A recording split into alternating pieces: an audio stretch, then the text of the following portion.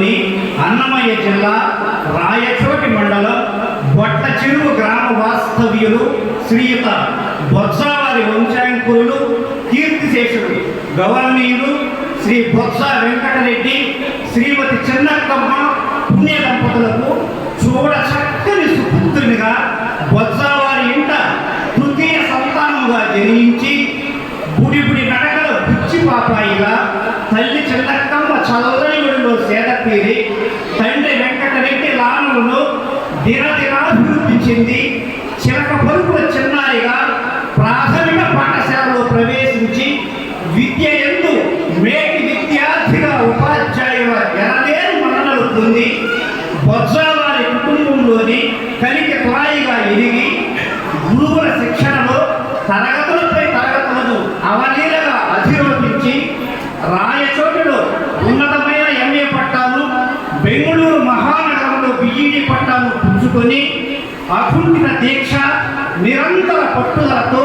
కృషితో నాస్తి దుర్భిక్షమన్న చందంగా కఠోర పోరాట పటిమతో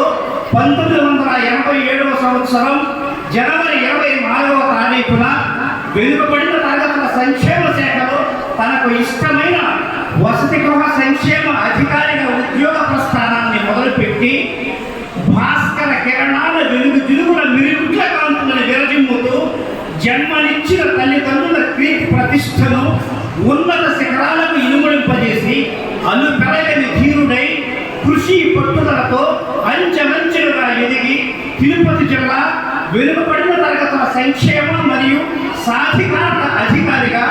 సంక్లిష్ట సమయంలో పదవీ బాధ్యతలు చేపట్టి తనదైన శైలిలో శాఖాపరమైన నిర్ణయాలు తీసుకొని ఎంతటి అవాంతరమైన ధైర్యంగా ఎదిరించి నీతి నియమాలకు ప్రసిద్ధిగాంచి శాఖాపరమైన నిర్ణయాలు తీసుకొని ఎంతటి సౌమ్యంగా అపారమైన కీర్తి గడించి అజాపశత్రువుగా గుర్తింపు పొంది అపర చాణక్యుల రాజకీయ ఉద్దండులను సైతం మెప్పించి ఎన్నో గొడుగులను సైతం తట్టుకొని భాస్కరుని పేరుని సార్థకం చేసుకుని ఎందరెందరో బడుగు బలహీన నిరుపేద బిడ్డల జీవితాల్లో వెలుగులు నింపి ఎందరికో స్ఫూర్తి ప్రధాతగా నిలిచి కింది స్థాయి ఉద్యోగ సమస్యలను సమన్వయంతో పరిష్కరించి వెనుకబడిన తరగతుల సంక్షేమ శాఖకే వన్నె తెచ్చి చిరుద్యోగులకు ఒక తండ్రిలా ప్రేమను పంచి విభిన్న మనస్కులను సైతం ఒక్క చోటికి చేర్చి అందరం ఒక తల్లి బిడ్డలు మనదంతా ఒకటే కుటుంబం అని చాటి చెప్పి డిపార్ట్మెంట్లో కుటుంబ వాతావరణం కలిగించి అందరికీ నేనున్నానన్న భరోసాను కల్పించి జిల్లాలోని వెనుకబడిన తరగతుల సంక్షేమ శాఖ కీర్తి పతాకాన్ని ఇనుమడింపజేసి జిల్లా ఉన్నతాధికారుల మన్ననలు పొంది అప్పటి మన ప్రీతమ జిల్లా కలెక్టర్ గౌరవనీయులు శ్రీ కె వెంకటరెడ్డి గారి చేతుల మీదుగా ఉత్తమ అధికారిగా గౌరవ పురస్కారాన్ని అందుకుని గతంలో వసతి గృహ సంక్షేమ అధికారిగా పనిచేస్తున్న సమయంలో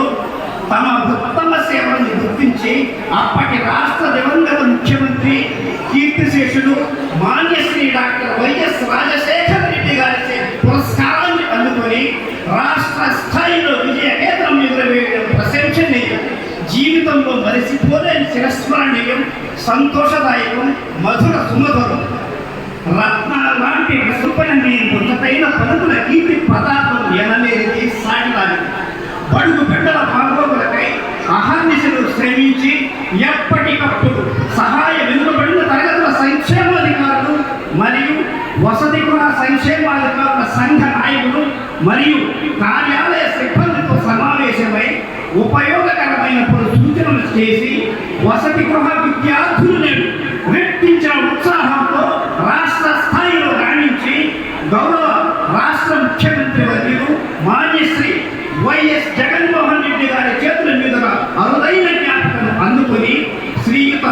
గౌరవ సంచాలకులు వెనుకబడిన తరగతుల సంక్షేమ శాఖ విజయవాడ వారి ప్రశంసలు పొంది మన తిరుపతి జిల్లా కీర్తి పతాకాన్ని రాష్ట్ర రాజధానిలో నిలిపిన ఘనత మన చదువుతండి మన ఆణిముత్యం చిరంజీవి దుర్గమ్మ మీ సారథ్యంలో విజయ దుంతిని మోగించడం జిల్లాకే గర్వకారణం. గౌరవ ముఖ్యమంత్రి వర్యులు మాన్య